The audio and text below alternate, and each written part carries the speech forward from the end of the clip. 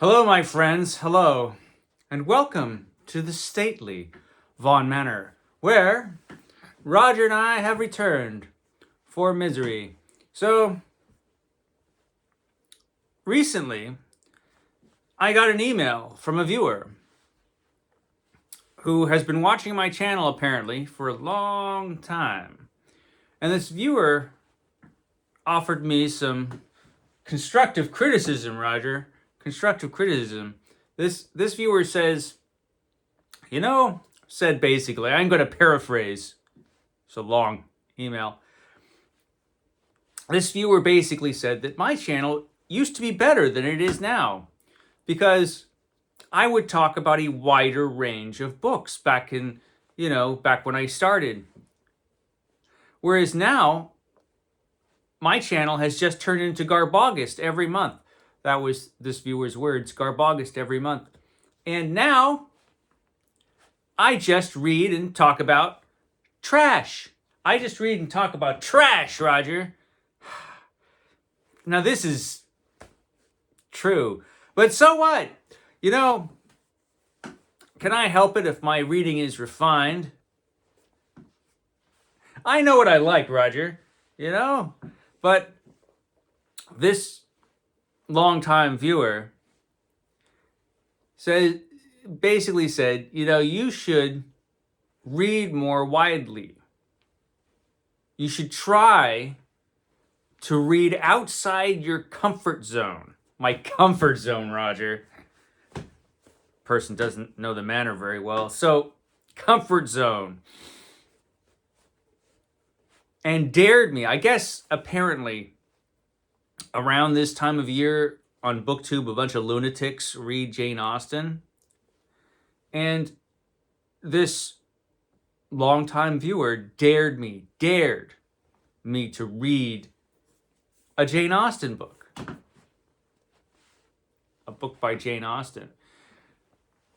I don't know why anyone would do this, but apparently Jane Austen has a lot of fans. And, classic author. I read a lot of classics. At least I used to, Roger, back in the olden days. Now I just read trash. But I was dared to go outside my comfort zone and read Jane Austen. And look, here's a Jane Austen book here. Look at how exciting it looks. Man, action every minute in this book, I bet. So this is Pride and Prejudice. And this is written by Jane Austen. It's Jane Austen, who was born at Stevenson Parsonage, Hampshire, England, on December 16th, 1775. And when was this book written, does it say? Pride and Prejudice was written in 1813. It came after Sense and Sensibility, which was written in 1811, and before Mansfield Park, which was written in 1814, and Emma, which was written in 1816.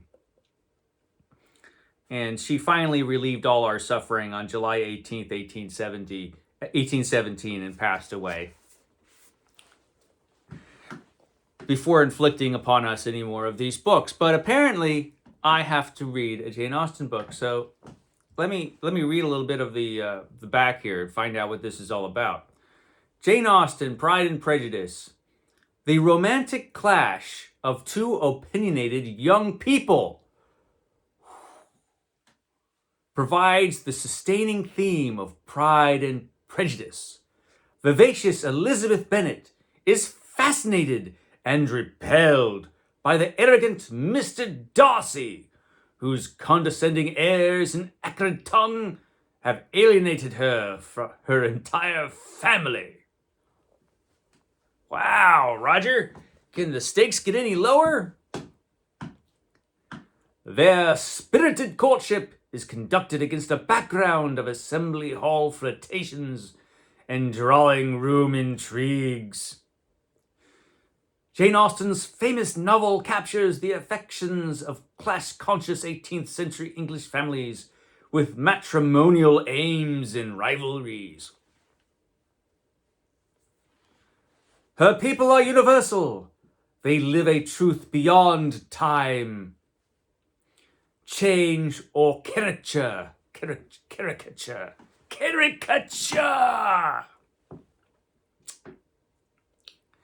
George Eliot called Jane Austen the greatest artist that has ever written. And Sir Walter Scott wrote of her work, "There is a truth of paintings in her writings, which always delights me." Wow, what a blurb. So, it's weird. I don't see any blurbs by Stephen King on this book. I'm pretty sure Stephen King wrote a blurb for every book, but instead we just get Sir Walter Scott. There is a truth of paintings in her writings, which always delights him. Wow. I want to pick this up and read it right now. So this sounds thrilling. But I was dared to read this book, Jane Austen's Pride and Prejudice. And so I will. I will put down all the awesome stuff I was going to read, and then read this book, and then read some more awesome stuff after. But maybe, maybe I'll love Pride and Prejudice by Jane Austen. Maybe there's a bunch of aliens and vampires and car chases and kung fu fights in this book. Maybe it's amazing. I kind of doubt it, though, Roger. I suspect it's a bunch of people standing around talking. This is what I suspect this book is about. But we'll see. We'll see. It could be fantastic. So yeah, Roger and Roger's all in on this. Roger thinks we really should read Jane Austen, right, Roger? He's he's all high class like that. But Jane Austen, Pride and Prejudice. I'm going to read this book, and then I will tell you what I think about it. Hopefully, I'll be able to read it all this week. It's not too long. 332 action-packed pages. And I will read this as quickly as I physically can, and then I will tell you all about it. I'm sure it's amazing. Okay, guys, I will catch you next time.